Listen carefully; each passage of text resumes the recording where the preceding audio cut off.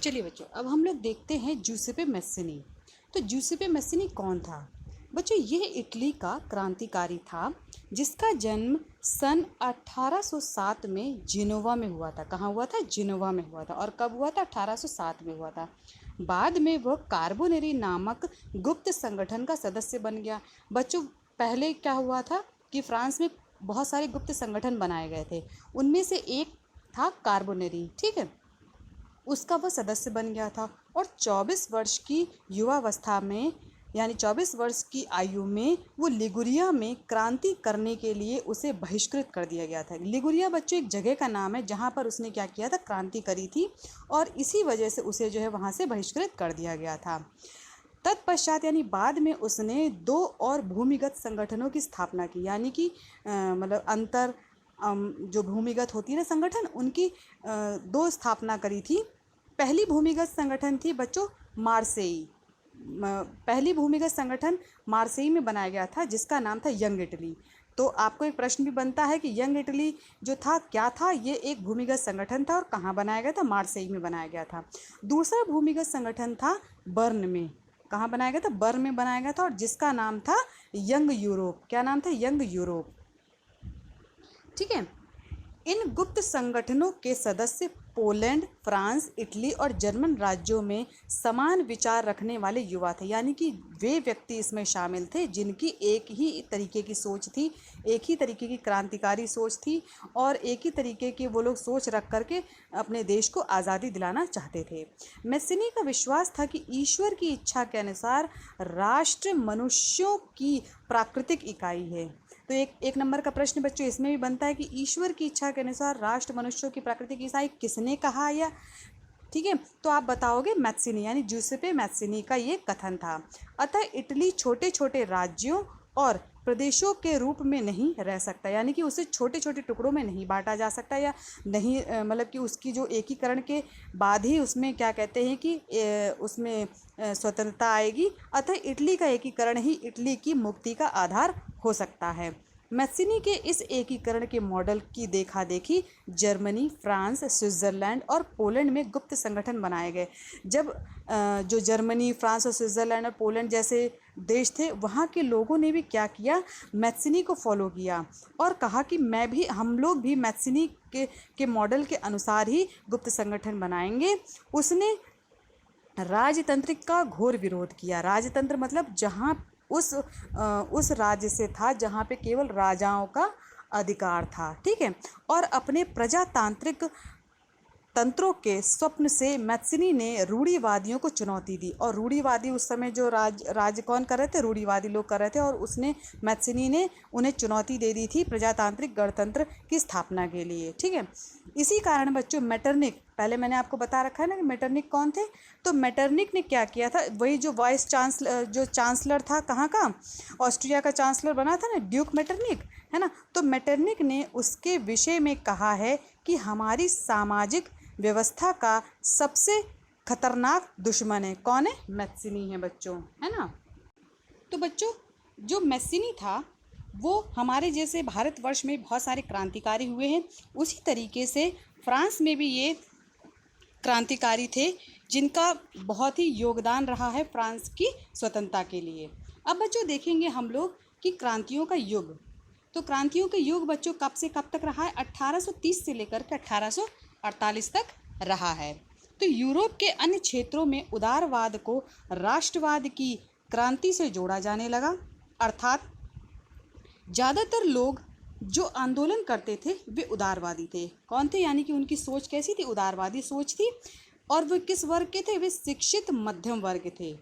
एक ऐसी सोच बन चुकी थी जो उदारवाद है वे अच्छे राष्ट्रवाद हैं, यानी कि लोगों के मन में ये धारणा बन चुकी थी कि जो उदारवाद हैं केवल वही जो हैं अच्छे राष्ट्रभक्त हैं, और वही राष्ट्रवाद को क्या कहते हैं कि पनपाएंगे। और अगर हम उदारवादियों का साथ देंगे तो हमारे राष्ट्र और राष्ट्रवाद के लिए अच्छा होगा, और अगर हम अपने इन उदारवादियों का साथ देंगे तो हमारा क्या कहते हैं कि हमें स्वतंत्रता मिलेगी और राष्ट्रवाद जो है पनपेगा। इसलिए ज़्यादातर लोग बिना सोचे समझे उदारवादियों के साथ हो गए। ठीक है। और बिना कुछ भी उन्होंने सोचा समझा नहीं, आंख बंद करके वो उदारवादियों के साथ हो चले। और जहाँ पर ये आंदोलन हुए वे कौन कौन सी जगह थी बच्चों? इटली थी, जर्मनी के राज्य थे, ऑटोमन साम्राज्य थे, आयरलैंड थे और पोलैंड। यही क्षेत्र थे जहाँ पर उदारवादियों ने आंदोलन किए थे। इन क्रांतिकारियों का नेतृत्व उदारवादी राष्ट्रवादियों ने किया था। ये तो ऑब्वियस सी बात है कि जब वो उदारवादी के को फॉलो कर रहे हैं तो उदारवादी ही उसका क्या कहते हैं, नेतृत्व करेंगे। और कैसे थे वो लोग? वो शिक्षित मध्यम वर्ग से थे। इन लोगों ने आंदोलन किए। इनमें से दो आंदोलन बच्चों बहुत प्रसिद्ध हुए, जो कि पहला था जुलाई क्रांति जो कि 1830 में हुआ था, और दूसरा था यूनान क्रांति। ठीक है। अब बच्चों हम लोग एक एक करके इसको डिस्कस करेंगे कि जुलाई क्रांति क्या है और क्या कहते हैं यूनान क्रांति क्या है। तो सबसे पहले लेते हैं हम लोग जुलाई क्रांति। ये बच्चों फ्रांस में हुई थी और ये 1830 में हुई थी। 1815 में जिस बुर्बो राजा को सत्ता मिली थी, कौन बुर्बो राजा था? नेपोलियन को हरा करके जो बुर्बो राजा बनाया गया था। नेपोलियन को किस में हराया गया था? तीन देशों ने हराया था मिल करके। ठीक है। तो उनको हराने के बाद जब बुर्बो राजा को वहाँ पे सत्ता पे लाया गया था तो उसे अब उदारवादी क्रांतिकारियों ने उखाड़ फेंका। किसको? जो बुर्बो राजा था उसको हटा दिया राजगद्दी से। अब संवैधानिक राजतंत्र स्थापित किया गया। ठीक है। और क्या कहा गया? केवल राजतंत्र संवैधानिक रूप से स्थापित होगा, जिसका अध्यक्ष कौन होगा? लुई फिलिप्स होगा। जिसका अध्यक्ष जो है वहाँ का जो राजा बना उसका नाम क्या था? Louis Philips. और ये कहा गया कि राजा तो होगा, केवल नाम मात्र का राजा होगा, लेकिन संविधान भी साथ में होगा।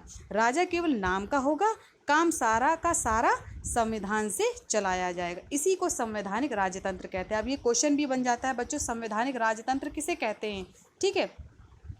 तो संवैधानिक राजतंत्र वे होता है जब राजा को होने के साथ साथ जो रूल और रेगुलेशंस हैं, जो राज्य चलेगा वो संविधान के अनुरूप चलेगा। अब बच्चों ड्यूक मेटरनिक थे, वो वियना संधि का चांसलर जो था। ड्यूक मेटरनिक ने एक बार यह टिप्पणी की कि जब फ्रांस छींकता है तो बाकी यूरोप को सर्दी जुकाम हो जाता है। अर्थात अभी तो ये क्रांति फ्रांस में हुई है, इसका असर पूरे यूरोप में देखने को मिलेगा और आगे देखने को भी मिला। यानी जो ड्यूक मेटरनिक था उसने ये बहुत अच्छी बात कही थी कि जब फ्रांस छींकता, यानी कि जो भी बात फ्रांस में होगी वो पूरे के पूरे क्या कहते हैं यूरोप में फैलेगी। यानी कि एक अगर क्रांति फ्रांस में हुई तो यूरोप में उसका असर दिखाई देगा। ठीक।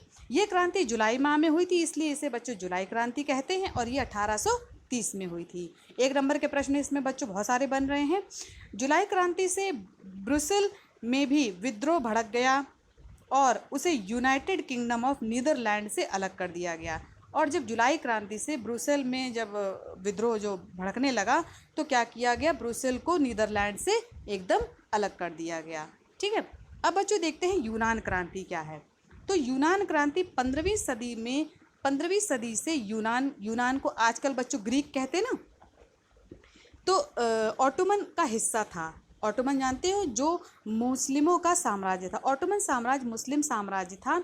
यूनान के क्रांतिकारियों ने आंदोलन शुरू किए और कहा हमें ऑटोमन साम्राज्य से अलग किया जाए, हम नहीं चाहते हैं कि हम ऑटोमन साम्राज्य के साथ रहे। इसलिए यूनान की स्वतंत्रता के लिए संघर्ष 1821 में शुरू हो गया। ठीक। अब यूनान के कवियों और कलाकारों ने यूनान को यूरोपीय सभ्यता का पालना बताया। जो यूनान में जो मतलब कि जो कवि थे, जो कलाकार थे, उन्होंने क्या कहा था? यूनान को पूरे यूरोप सभ्यता का पालना बता दिया था। और ये कह करके उसने यूरोप की प्रशंसा की और विद्रोह भी इन कवियों ने किए। कवि लॉर्ड बायरन ने युद्ध के लिए धन इकट्ठा किए थे। ठीक है। उनमें से एक कवि थे जिनका नाम था लॉर्ड बायरन। उन्होंने क्या किया था? युद्ध के लिए पैसा भी चाहिए था। ठीक है। तो इसके लिए उन्होंने क्या किया? एक फंड बनाया और उसमें धन इकट्ठा किया। परंतु क्या हुआ? 1824 में उनकी बुखार के कारण मृत्यु हो गई और वो अकस्मात ही 1824 में ख़त्म हो गई, यानी उनकी मृत्यु हो गई। परंतु क्रांति जारी रही, लेकिन क्रांति रुकी नहीं, वो हमें चलती रही और आखिरकार 1832 में यूनान को आज़ादी मिल गई। ठीक। अतः 1832 की कुस्तुनतुनिया की संधि ने यूनान को एक राष्ट्र, स्वतंत्र राष्ट्र की मान्यता दे दी। ठीक। अब ये भी प्रश्न बनता है कि स्वतंत्र राष्ट्र की मान्यता यूनान को कब मिली? आप बताओगे 1832 में, और किस संधि के द्वारा? तो आप लिखोगे कुस्तुनतुनिया की संधि के द्वारा। बच्चों, यहाँ आज आपकी कक्षा समाप्त होती है। धन्यवाद बच्चों आज की कक्षा के लिए।